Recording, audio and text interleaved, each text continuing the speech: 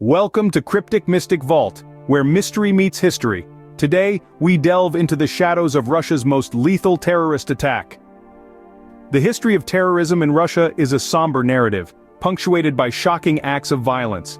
From the Beslan school siege that left over 300 dead to the Moscow theater hostage crisis, the nation has seen its share of terror. These incidents, often linked to separatist movements, have left deep scars in the collective consciousness of the Russian people. Now, we turn our gaze to a more recent event, March 25, 2024. A day that will forever be etched in the annals of Russia's history. A concert venue in Moscow becomes the stage for a devastating attack, resulting in the loss of at least 137 lives and leaving over 100 injured. The scale and brutality of this assault surpasses any previous incidents, earning it the grim title of Russia's bloodiest terrorist attack. The group claiming responsibility for this heinous act is none other than ISIS-K, an affiliate of ISIS. A group known for its ruthless attacks, not just in Russia but across Afghanistan, Pakistan and Iran. Their aim? To establish a global caliphate governed by Sharia law. However, as we delve deeper into this tragic event, we find that the waters are muddied with conspiracy, intrigue and a multitude of potential perpetrators. As we uncover the layers of this horrific event, we ask, who really orchestrated Russia's bloodiest attack? On that fateful day, Moscow's heart skipped a beat. The city, a bustling metropolis, was suddenly thrust into a state of unimaginable terror. The clock had just ticked past 7 in the evening when tragedy struck. A concert venue teeming with life was transformed into a scene of devastation.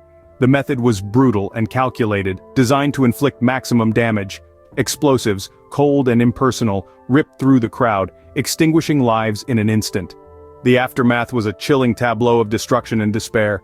The air, once filled with music, now echoed with sirens and cries of pain. Buildings once standing tall were reduced to rubble. The impact was far-reaching, not just physically but emotionally.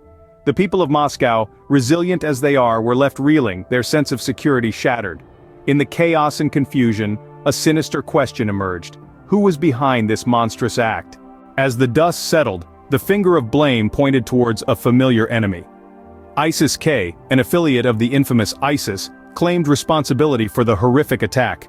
Originating from the tumultuous regions of Afghanistan, Pakistan and Iran, ISIS-K has been a formidable force in the global arena of terrorism.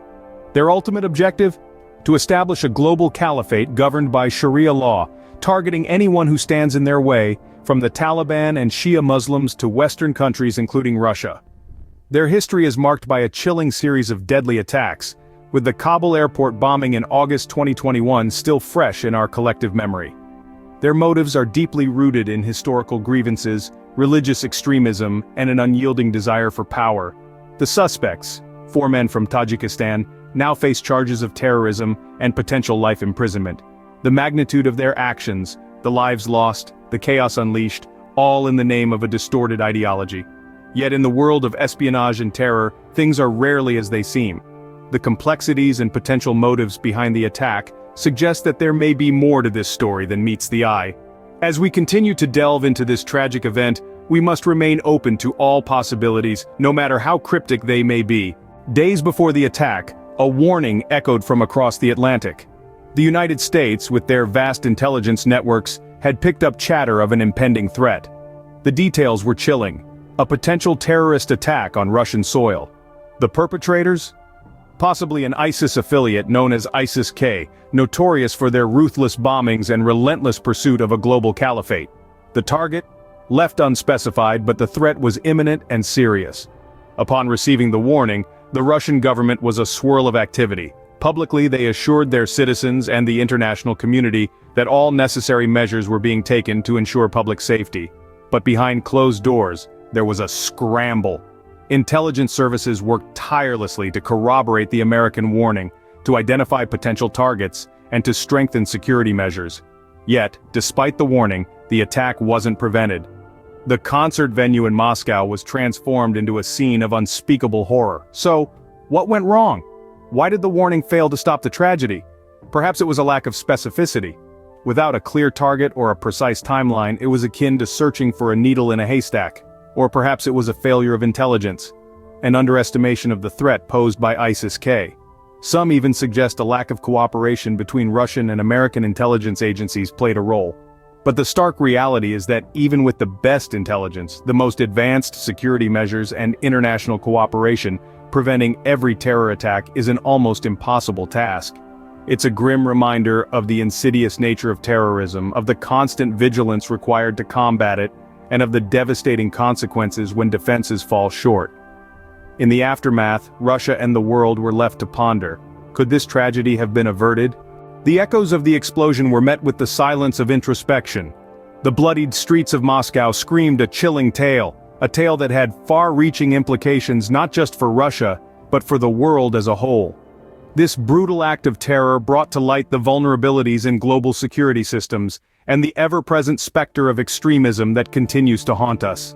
The aftermath of the attack has seen Russia bolstering its anti-terrorism laws and security measures, a ripple effect that has been felt across international borders. Simultaneously, it has sparked a renewed commitment to international cooperation in counter-terrorism efforts. Yet, the question remains: could this tragedy have been averted? The warning issued by the USA, its specificity, and the subsequent failure to prevent the attack despite this warning, all point towards operational and intelligence challenges that need to be addressed. As we delve deeper into the complexities of this incident, we are reminded once again of the importance of vigilance, transparency, and international collaboration in the face of such threats. The path forward, although paved with challenges, brings with it lessons learned from this tragedy. As we close this chapter, we remember the victims and hope for a world free from the shadow of terror.